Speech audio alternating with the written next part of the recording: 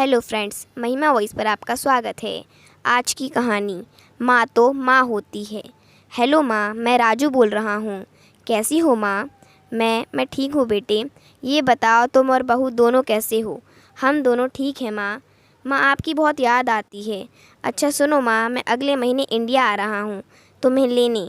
क्या? हाँ माँ, अब हम सब साथ ही रहेंगे। नीतू कह रही थी माँ जी को अमेरिका ले आओ, वहाँ अकेली बहुत परेशान हो रही होंगी। हेलो, सुन रही हो माँ? हाँ हाँ बेटे। बूढ़ी आंखों से खुशी की अश्रुधारा बह निकली।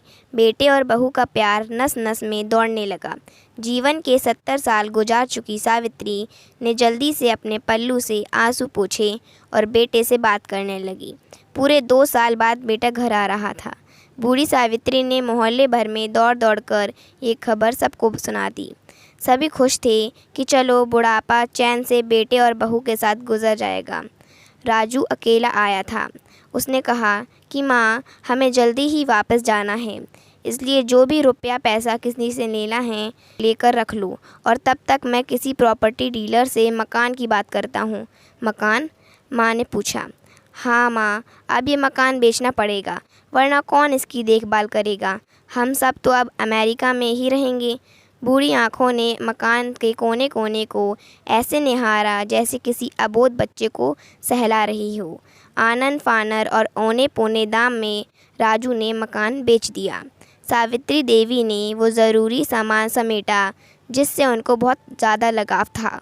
राजू टैक्सी मंगवा चुका था। एयरपोर्ट पहुंचकर राजू ने कहा, माँ तुम यहाँ बैठो, मैं अंदर जाकर सामान की जांच और बोर्डिंग और वीज़ा का काम निपटा लेता हूँ। ठीक है बेटे। सावित्री देवी वहीं पास की बेंच पर बैठ गई। काफ़ी समय बीत चुका था। बाहर बैठी सावित्री देवी बार बार उस दरवाजे की तरफ देख रही थी जिसमें राजू गया था, लेकिन अभी तक बाहर नहीं आया। शायद अंदर बहुत भीड़ होगी सोचकर बूढ़ी आंखें फिर से टकटकी लगाए देखने लगतीं। अंधेरा हो चुका था। एयरपोर्ट के बाहर गहमा गहमी कम हो चुकी थी। माँ जी, किससे मिलना है? एक कर्मचारी ने वृद्धा से पूछा। मेरा बेटा अंदर गया था टिकट लेने, वो मुझे अमेरिका लेकर जा रहा है, सावित्री देवी ने घबराकर कहा। लेकिन अंदर तो कोई पैसेंजर नहीं है। अमेरिका जाने वाली फ़्लाइट तो दोपहर में ही निकल गई। क्या नाम था आपके बेटे का? कर्मचारी ने सवाल किया। राजू। सावित्री के चेहरे पे चिंता की लकीरें उभर आईं। कर्मचारी अंदर गया और कुछ देर बाद बाहर आकर बोला, माँ जी, आपका बेटा राजू तो अमेरिका जाने वाली फ़्लाइट से कब का जा चुका। क्या? वृद्धा की आंखों से आंसुओं का सैलाब फूट पड़ा। बूढ़ी माँ का रोम रोम काँप उठा। किसी तरह वापस घर पहुँची जो अब बिक चुका था। रात में घर के बाहर चबूतरे पर ही सो गई।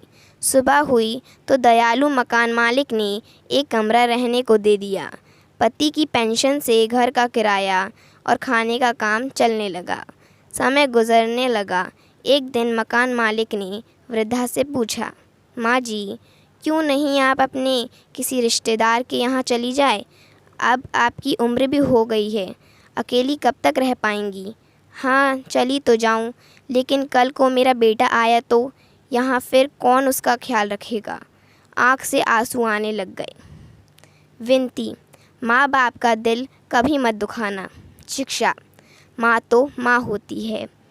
आपको हमारा वीडियो कैसा लगा कमेंट में ज़रूर बताएं। Thank you for watching. हमारे वीडियो को लाइक एंड सब्सक्राइब करना ना भूलें।